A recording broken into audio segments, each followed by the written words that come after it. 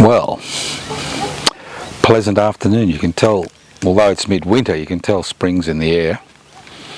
The buds are starting to form on the trees. So if you've got a fruit tree, go have a look at it. You'll see the buds. So, there's a state election coming up in Victoria at the end of November. And the question is whether it's worthwhile standing. The dilemma is in a parliamentary democracy where elections are held every 3 to 4 years, 4 years as far as the Victorian government is concerned. Most Australians and most people in parliamentary democracy think that casting as ballot is basically the only responsibility they have in a parliamentary democracy. Now, state governments, as we saw during the COVID-19 pandemic, and as we continue to see during the pandemic, have extraordinary powers because Australia is a federation of state governments, 6 state governments. They also have responsibilities, important responsibilities, because the responsibilities are shared by the central government, the federal government, and the various states. And although the federal government has the power to collect income tax, state governments have a variety of taxes which they use to raise revenue to provide services. The type of taxes they have is a stamp duty, payroll tax, registration, and various other service-related taxes, as well as they receive a share of the GST, because the GST is basically collected by the federal government of the state governments. So state governments, in conjunction with the federal government, are responsible for many roads. They're responsible for healthcare. They're responsible for public education. They're responsible for public parks. They're responsible for a variety of important issues. Unfortunately, what we've seen over the last 4 decades is the privatisation of most state government services. Now, public property or public services do have 2 functions. One, they provide essential services to the public at a reasonable cost, but 2, they are also a mechanism by which state governments are able to raise revenue. And what we've seen with the privatisation of energy, the privatisation of aspects of the healthcare system, the privatisation of aspects of the education sector, the recent privatisation of the Titles Office in Victoria, the privatisation of the public housing sector. We've seen the state government draw away from the provision of services to the people who live in the various states. Now, in Victoria, which has had a Labor government, I think for about 17 of the last 21 years, what we've seen is this privatisation agenda go full speed ahead.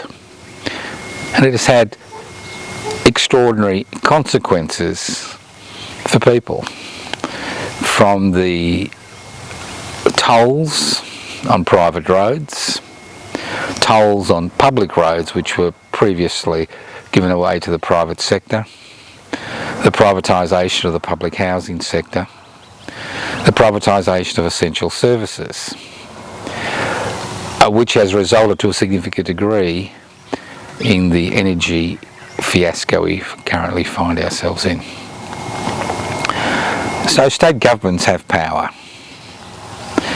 Now in Victoria, the Australian Labor Party the alternative Liberal Party in many people's eyes, the Australian Labor Party has been full bent on privatisation, and to a significant degree we are now paying the price. We've even privatised the Port of Melbourne. So there are issues at this state election. Now, I've been involved in public housing activism or activity for over 6 years with no success whatsoever, and so have many other people, not just myself but many other people. People like Friends of Public Housing, Defend and Extend Public Housing everybody's business. We did notice at the last state election in 2018, we combined activism by having a 10-day protest on the steps of Parliament House for public housing, while I stood as a candidate in the Minister for Public Housing's electorate in South Melbourne. Did have an impact. You see, because we have this illusion that power lies in Parliament, unless you can create some type of mass movement, the chances of influencing legislation are minimal during a parliamentary term. So,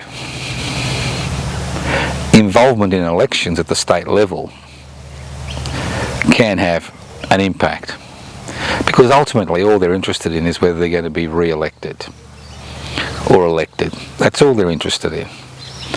You can protest till the cows come home and you'll basically be ignored because of the monopoly they have on the police and the courts.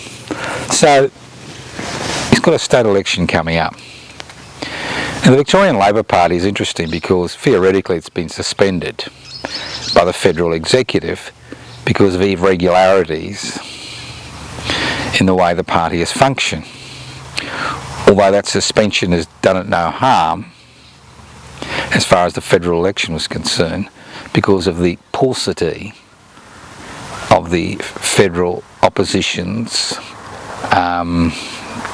strategies and initiatives. So I'm seriously considering standing as an independent in the Premier Mr Dan Andrews electorate of Mulgrave. Now, standing in a state election in a single electorate is a much easier proposition than standing in a federal election or even standing in the Senate, because it's very difficult with limited finance to cover a state or a federal electorate. We saw that the independents that were elected, most of them had about $1 million in donations in order to conduct their campaigns. The type of campaign which saw Frydenberg and Wilson removed from office in Victoria. But you don't need that type of money to conduct a good state election campaign. But you do need support. So the type of election campaign I'm interested in conducting is one based on the government satisfying the basic human needs of the people in this state. Food security, housing, health, education and recreation. What we've seen in Victoria over the last 8 years is construction blitz after construction blitz after construction blitz. The state Labor government believes it's the amount of construction it can carry out, whether it's in private-public partnerships or whether it's by itself, which is usually unusual in Victoria. It's construction, construction, construction. No interest in the satisfaction of basic human needs, because what else is the role of a government? Obviously, historically, the role of the government was control. government had monopoly on the disciplinary arms of the state and the courts, the police, the armed forces and the courts. That was the government's function. But through protests, rebellions, revolutions, parliamentary electoral campaigns during the 20th century, the government was forced to take on the responsibility of looking after the basic human needs of the people it governed.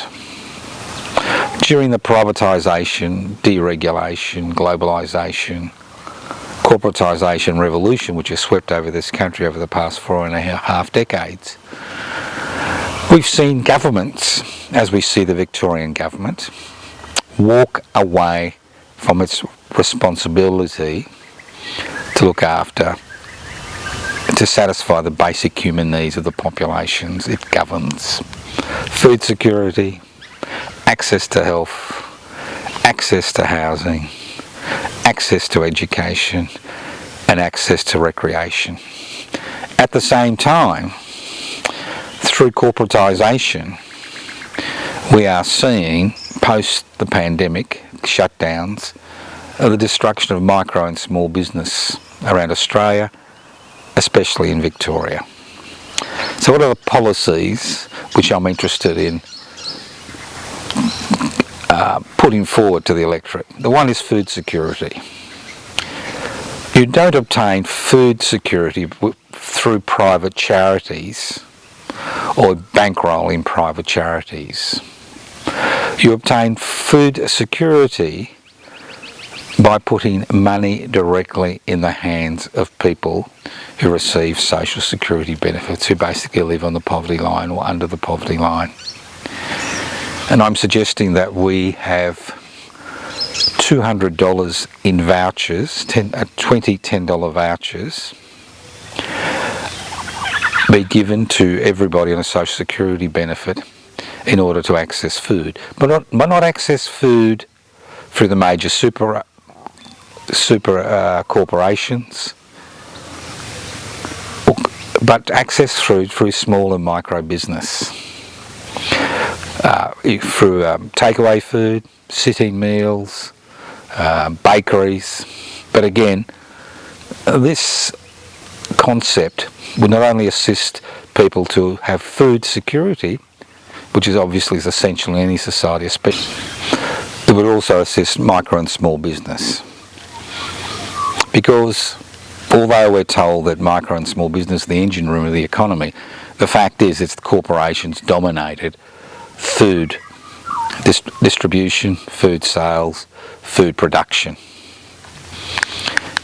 And to ensure, what would happen is that these particular outlets would register with the state government, they would receive that voucher, and then they could claim that voucher back while giving a $10 discount to people who access food through their outlets. Obviously, franchises and corporations would be excluded. Secondly, access to healthcare. We all know there are major issues regarding access to healthcare with an ageing population, with the mental health issues related to living in a competitive society and a pandemic. We know that. And obviously there's never enough resources for the health sector, including the ambulance sector, including the OOO sector. So again, we need access to resources for the healthcare sector. Education. It is a crime that many children in Victoria are not able to participate in all the activities in a public school. I'm not talking about private schools, in a public school, because their parents or guardians don't have the resources to pay for it. Every child that goes to a public school should have access to all the facilities that are available That's the whole purpose of having public education, to ensure everybody's on a level playing field. Today we don't have a level playing field in the public education sector, so obviously that needs to be paid for by the state government. Then we have public housing, or housing. Now we all know that housing is a disaster in this country. Although 1/3 of Australians own their homes outright, 1/3 rent, and 1/3 are paying a mortgage. Now some people will never be able to access housing. Public housing shouldn't be just for emergencies, should be everybody's business. Public housing is everybody's business, because a strong public housing sector puts downward pressure on the private housing market, decreases rents at the lower end of the market, decreases the entry-level price that people need to pay at the lower end of the market. It improves educational outcomes because it gives children security, and it actually improves security in the community itself. So investing in public housing is a win-win situation, considering that the Victorian state government only wants to privatise public housing through social, community, affordable housing sector, which is a private sector. It's important that we put public housing back in the spotlight. And the last thing is recreation. Now, many people in the state of Victoria and around the country never have a holiday. It's impossible for people on social security benefits, people on low wages, people in secure work to have a holiday. 1/3 of Victorians don't even have enough money in their bank account to meet the repairs if their refrigerator breaks down, or pay for essential services in an emergency. So what I'm suggesting is that every Victorian adult who